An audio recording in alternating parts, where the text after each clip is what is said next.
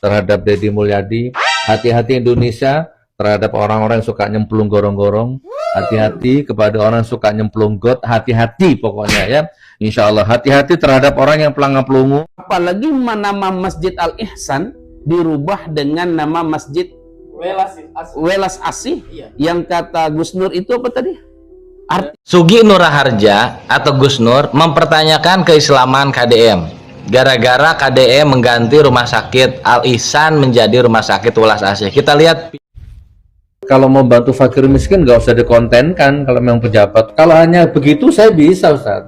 Bantu fakir miskin saya bisa, nggak harus kayak Deddy Mulyadi. Kita ini sampai kapan jadi bangsa yang mudah dibohongi? Hati-hati Jawa Barat terhadap Deddy Mulyadi. Penipu semua, munafik semua, waspada. Orang benar tidak benar. Kalau saya mau pakai bahasa yang belak-belakan, lugas, blokosuto, saya nggak pakai tedeng aling-aling. Kepanasan bukan karena kebanyakan makan cabai ya, tetapi kebanyakan melihat hal-hal baik yang dilakukan oleh seorang KDM. Netizen saat ini menyoroti keadaan dari Pak Tarno yang berjualan mainan di daerah Warakas, Jakarta Utara. Dulu dia menghibur jutaan orang di TV. Sekarang dia jualan mainan dari kursi roda. Ini kisah Pak Tarno. Dulu namanya ada di mana-mana. Dia awal mulanya kan gini, Bapak kan lagi sakit ya. Tiba-tiba mantan supir sama teman Bapak yang... Harga mobilnya berapa Pak?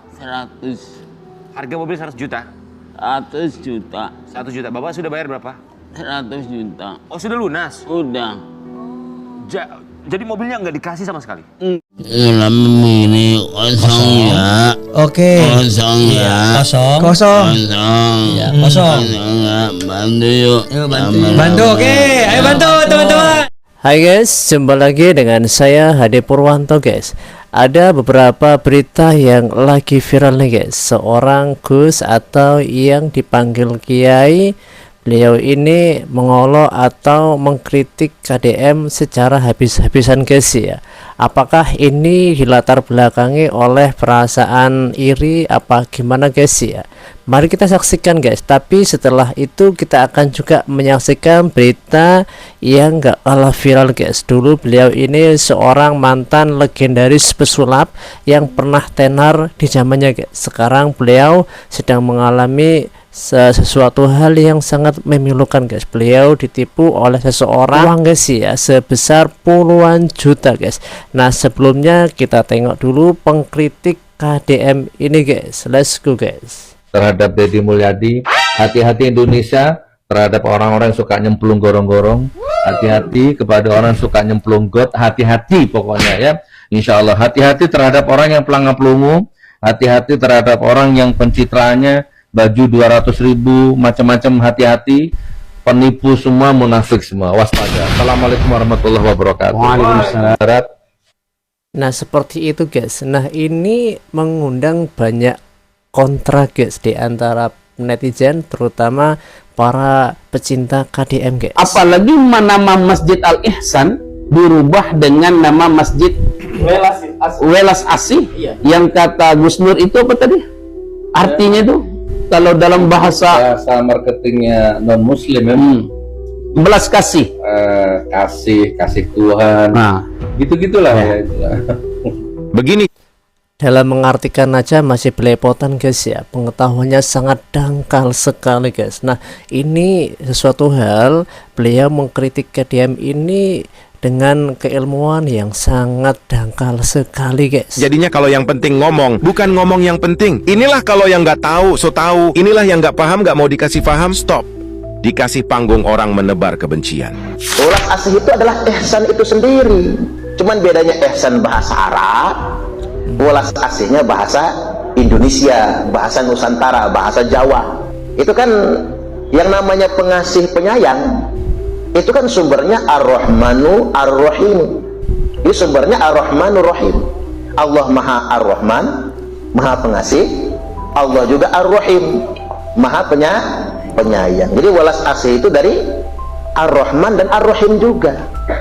Sesuai dengan komitmen kita, Bismillahirrahmanirrahim, dengan nama Allah yang Maha Pengasih lagi Maha Penyayang. Jadi tegasnya mengganti nama Al-Ihsan menjadi welas asih itu bukan sebuah pelanggaran dan itu bukan bentuk dari Islamofobia, tapi justru menjaga nama sakral Al-Ihsan itu. Mengapa dijaga? Karena rumah sakit itu disita oleh Kejaksaan Agung. Saya ulang ya, rumah sakit itu disita oleh pengadilan, oleh Mahkamah Agung karena korupsi. Jadi kan malu kalau namanya Al-Ihsan tapi korupsi. Nah, jadi seperti itu guys ya, salah satu ulama yang mengartikan kata Al-Ihsan sesuai dengan apa yang dituliskan oleh KDM guys, mengganti Al-Ihsan menjadi rumah sakit welas asih guys. Sugi Nur Raharja atau Gus Nur mempertanyakan keislaman KDM gara-gara KDM mengganti rumah sakit Al-Ihsan menjadi rumah sakit welas asih. Kita lihat videonya ya. Terus ini saya punya meme ini yang masalah rumah sakit. Iya. Ustadz, ya. Jadi di Bandung itu ada rumah sakit namanya Al-Ihsan. Diganti sama dia menjadi welas asih. Ini sekedar info ya. Di Bandung itu ada juga rumah sakit yang namanya Immanuel Pasir Kaliki. Ada juga rumah sakit Santo Boromaus. Ada juga rumah sakit UKM Maranatha. Rumah sakit Santoso Hospital Kopo Bandung dan banyak lagi. Berani gak ngerubah ini dengan alasan kearifan lokal? Kenapa Al-Ihsan saja yang dirubah gitu? Mentang-mentang keislaman dirubah jadi welas asih. Maka jangan salahkan kalau rakyat ini memang apa ya, marah gitu loh. Marah ini. Gorong-gorong jilid 2, musyrik Islamofobia dan lain sebagainya. Ini. Kang Deddy, jadi jangan hanya rumah sakit Al-Ihsan yang diganti.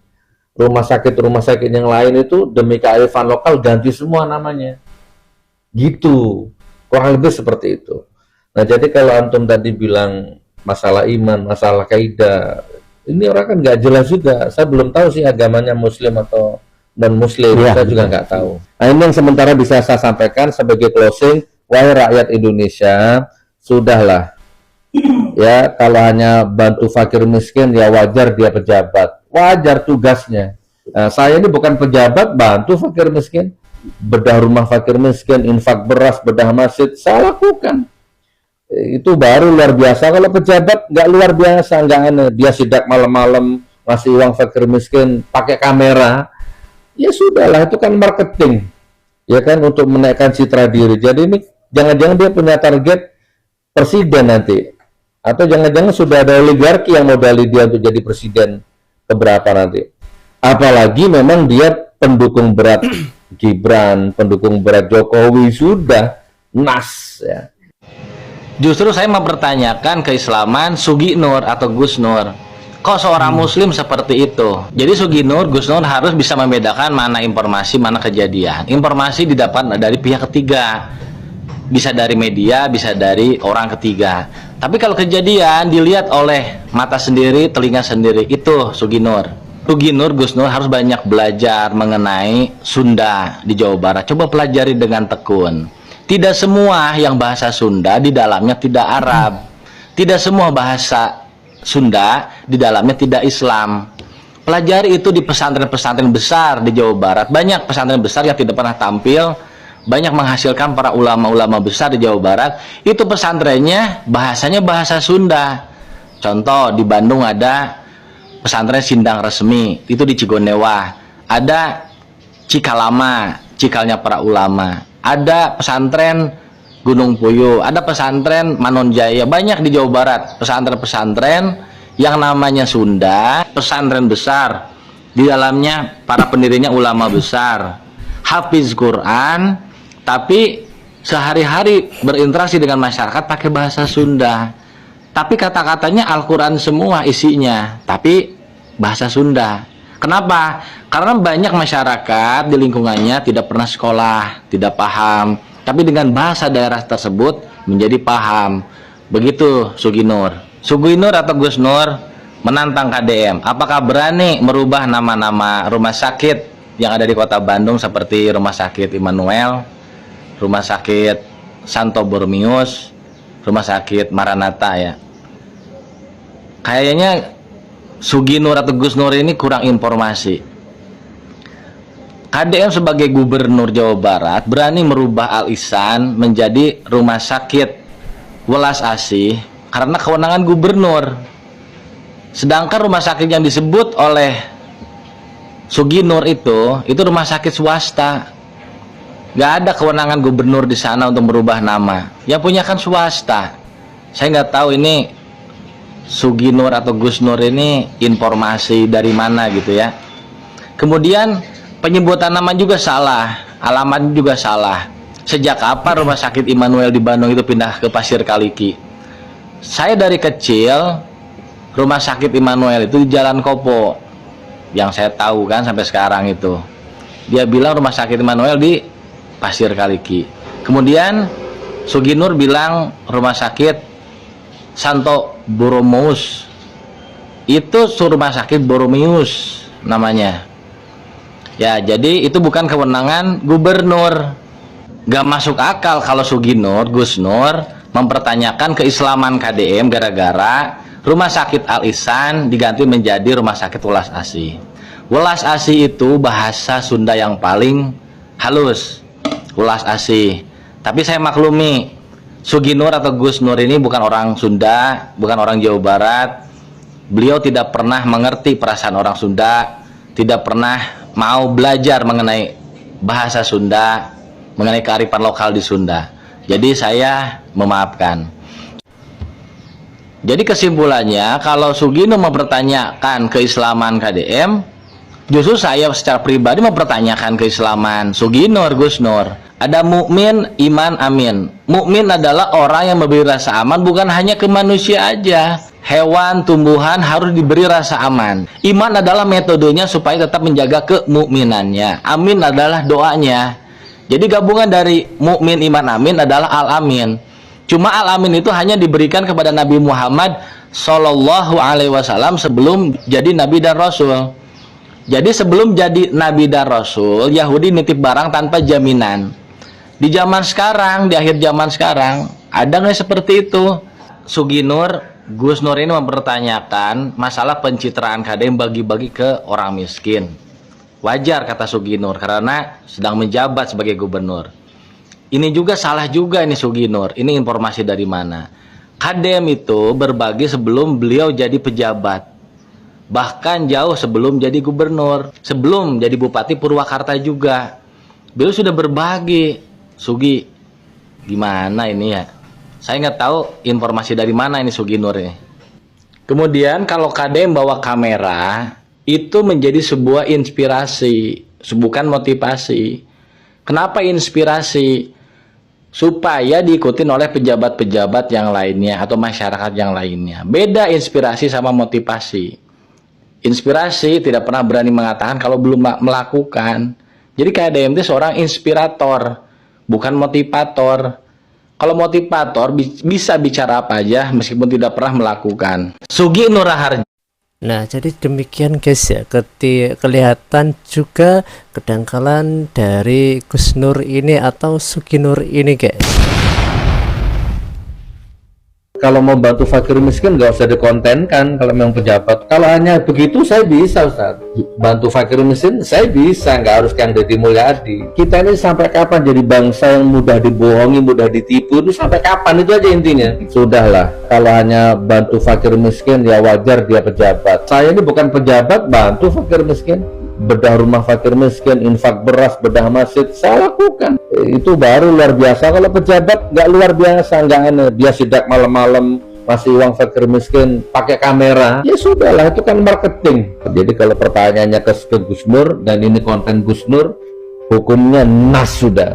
Mau dibayar 10 triliun saya coba bayar Kang Deddy, Gusnur bayar jadi basernya apa Kang Deddy 10 triliun seminggu, nggak bisa, udah sanas. Nah, masalah kayak gitu guys ya. Terus siapa juga yang mau nyalonin orang kayak gini guys? Nggak dibutuhkan guys ya. Hati-hati Jawa Barat terhadap Deddy Mulyadi, penipu semua, munafik semua, waspada. Orang benar tidak benar. Kalau saya mau pakai bahasa yang belak-belakan, lugas, blokosuto, saya nggak pakai tedeng aling-aling. Ini Mulyono jilid 3 Mustafa Kemal Atatürk jilid 3 ini penuh kamuflase, penuh kemunafikan, penuh pencitraan. Kalau kamu pejabat, kalau mau bantu fakir miskin nggak usah dikontenkan. Kalau memang pejabat, kalau hanya begitu saya bisa, Ustaz. Bantu fakir miskin saya bisa, nggak harus yang Deddy Mulyadi. Kita ini sampai kapan jadi bangsa yang mudah dibohongi, mudah ditipu? Itu sampai kapan? Itu aja intinya. Sudahlah, kalau hanya bantu fakir miskin ya wajar dia pejabat. Saya ini bukan pejabat, bantu fakir miskin, bedah rumah fakir miskin, infak beras, bedah masjid, saya lakukan. Itu baru luar biasa. Kalau pejabat nggak luar biasa, nggak aneh. Dia sidak malam-malam kasih uang fakir miskin pakai kamera, ya sudahlah, itu kan marketing. Jadi kalau pertanyaannya ke Gus Nur dan ini konten Gus Nur, hukumnya nas sudah. Mau dibayar 10 triliun, saya coba bayar Kang Deddy, Gus Nur bayar jadi basarnya apa, Kang Deddy 10 triliun seminggu, nggak bisa. Udah sanas, nah talak 33 seorang ini. Pencitraan intinya. Hati-hati rakyat Indonesia ya. Astagfirullahaladzim. Apakah kupingku yang sudah salah dengar atau gimana gitu ya? Astagfirullah sih kalau aku bilang ya. Mohon maaf nih Pak Ustadz ya, tanpa mengurangi rasa hormat saya kepada dirimu yang begitu luar biasa sebagai maha guru yang ilmunya sangat bagaimana gitu ya, dan mengatakan beliau kalau dibayar miliaran pun, triliunan pun, dia tidak akan mau menjadi bazarnya Kang Deddy Mulyadi begitu. Lagi pula siapa yang mau bayar sebanyak itu? Cuman gini ya, kalau aku tuh ya, aku sebagai orang awam, sebagai orang pakir ilmu dan sebagai orang pakir etika gitu ya, aku merasa diri aku tuh etikanya kurang gitu ya. Tapi rasanya kalau mendengar orang-orang seperti ini bicara seperti itu, aku istighfar, astagfirullahaladzim gitu ya. Nah, itu pendapat dari netizen guys, yang ucapan itu keluar dari seseorang yang diklaim sebagai Gus atau sebagai kiai guys. Sungguh nggak pantas sekali guys. Menurut kamu gimana guys?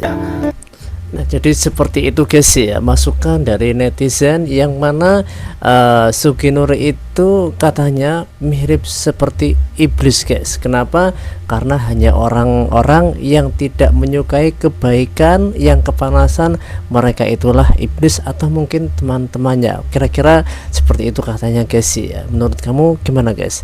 Nah, habis ini kita akan melihat guys berita yang nggak kalah viralnya guys. Netizen saat ini menyoroti keadaan dari Pak Tarno yang berjualan mainan di daerah Warakas, Jakarta Utara. Kondisi dari Pak Tarno kembali viral di medsos, dan saat ini beliau beraktivitas menggunakan kursi roda karena kondisi kesehatan yang menurun akibat stroke. Dan beliau sering berjualan di depan sekolah-sekolah seperti di kawasan Warakas, Cilincing, Jakarta Utara. Barang yang dijual beraneka ragam, mulai dari mainan anak, alat tulis, hingga aksesoris yang kecil. Selain kondisi kesehatan, netizen juga merasa iba karena kabar terbaru menyebutkan bahwa Pak Tarno baru aja tertimpa musibah lagi pada awal April 2026 ini teman-teman. Dilaporkan bahwa mobil satu-satunya milik Pak Tarno digadaikan secara ilegal oleh dua orang terdekatnya, yaitu A dan S, yang nilainya 35 juta rupiah tanpa seizinnya. Dan hal ini membuatnya sempat stres karena terus didatangi penagih hutang atau debt collector. Alasan Pak Tarno tetap berjualan menurut keterangan pihak keluarga adalah karena alasan yang mulia di baliknya. Yang pertama adalah mengusir kebosanan, karena Pak Tarno mengaku tidak betah hanya berdiam diri di rumah, termasuk membantu istrinya agar tetap produktif dan untuk kebutuhan ekonomi. Dan ini adalah cara untuk menambah biaya hidup serta pengobatan karena mengingat tabungannya sempat habis karena beberapa kali ditipu oleh mantan manajernya di masa lalu. Dulu dia menghibur jutaan orang di TV, sekarang dia jualan mainan dari kursi roda. Ini kisah Pak Tarno. Dulu namanya ada di mana-mana. Dia pernah dapat gelar Master of Traditional Magic dari Deddy Corbuzier. Mantranya sederhana, tapi diingat banyak orang. Sejak itu Pak Tarno diundang ke berbagai acara televisi. Lalu dari situ hidupnya berubah. Pak Tarno sempat ditipu ratusan juta rupiah. Keuangannya runtuh. Tak lama stroke juga menyerang. Sejak itu Pak Tarno tidak bisa berjalan seperti dulu. Sekarang pagi sampai sore Pak Tarno jualan mainan. Di akhir pekan dia masih menghibur di pasar malam. Meski tak lagi di TV, orang masih mengingatnya. Aku senangnya pada nanyain Pak Tarno belum bunuh saya. Kadang ada juga yang datang membantu. 5.000 tambahan, bunuh tambahan, kan ngomong kembali tempat Pak Tarno aja, mau kembali. Man berubah tempat lebih ya iya. Hidupnya memang berubah, tapi satu hal tetap sama. Pak Tarno masih ingin menghibur. Sekarang kalian masih inget gak sama Pak Tarno? Ceritain ya di komentar. Awal mulanya kan gini, Bapak kan lagi sakit ya. Tiba-tiba mantan supir sama teman Bapak yang inisial A itu kan menawarkan sama Pak Tarno untuk mobil Avanza yang kita warna hitam yang kita pakai tiap hari-hari untuk syuting, untuk ngisi acara di mana-mana itu kan ditawarkan sama beliau, mengiming-imingkan ke Bapak ya kan, biar mobil Bapak tersebut bisa BPKB-nya digadaikan ke suatu leasing ya kan. Nah gitu kan, karena Bapak lagi sakit ya Pak ya, lagi sakit ya, jadi nggak bisa, dia namanya orang sakit masih ya aja ya kan gitu kan, jadi Bapak mau aja gitu kan. Nah setelah itu mungkin Bapak itu mengiyakan ya, dan si inisial A tersebut sama si S tersebut pergi ke rumah Bapak yang ada di Semper ya, untuk mengambil BPKB mobil tersebut ya kan. Nah di saat itu ketemulah dengan istri Bapak yang di rumah yang di Semper sana kan. Nah mungkin dirbicarakan juga dengan sama kayak yang sama kayak Bapak itu, dimingin-mingin ya kan, di ojok-ojok lah biar BPKB mobil Bapak tersebut dikasih apa ya, betul, benar ya, ya begitu. Nah iya, terus dan Bapak pas mau waktu di BPKB itu Bapak yang bawa ke leasing bukan? Ikut nggak Bapak? Dia nggak ikut, kalau ke leasing itu nggak ikut. Bapak bawa BPKB itu ikut nggak ke leasing tersebut?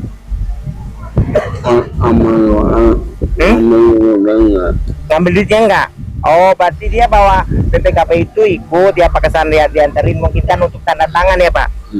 Iya betul. Harga mobilnya berapa Pak? 100. Harga mobil 100 juta? 100 juta. 100 juta. Bapak sudah bayar berapa? 100 juta. Oh sudah lunas? Udah. Jadi mobilnya nggak dikasih sama sekali? Enggak. Alasannya apa? Alasannya besok lain lagi. Besok. Oh tarsok.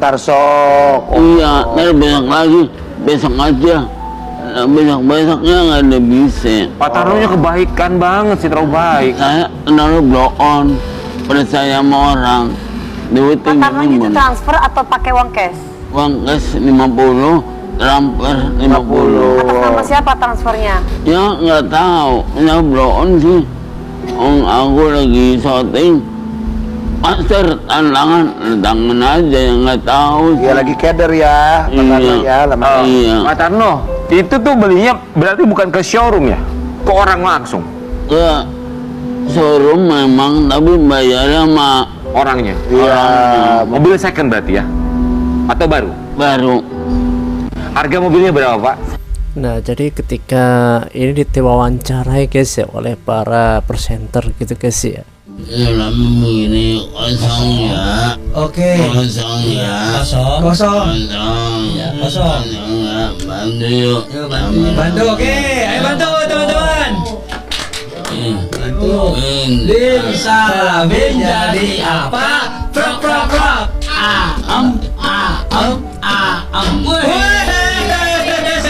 Tadi kosong Master. Oh sudah. Master tadi kosong. Dikasih buat kakaknya di sana gimana Mas? Biasa kan kalau habis sulap itu dikasih kan. Dikasih sini gini kita bagi-bagi. Oh ini putus. Terus dibalik putus. Di depan juga putus gitu. Oh ya itu putus. Bolak-balik putus. Iya. Tutup. Bisa menjadi apa? Prok.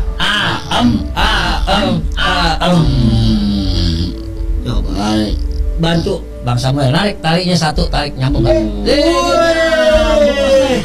Nah jadi seperti itu guys ya, beliau memang terjun di dunia sulap untuk menghibur banyak orang guys. Jadi demikian guys ya cerita tentang Pak Tarno guys. Semoga dia lekas sembuh guys ya, mendapatkan balasan yang lebih banyak lagi rezekinya guys. Sampai jumpa di waktu yang akan datang guys. See you next time guys.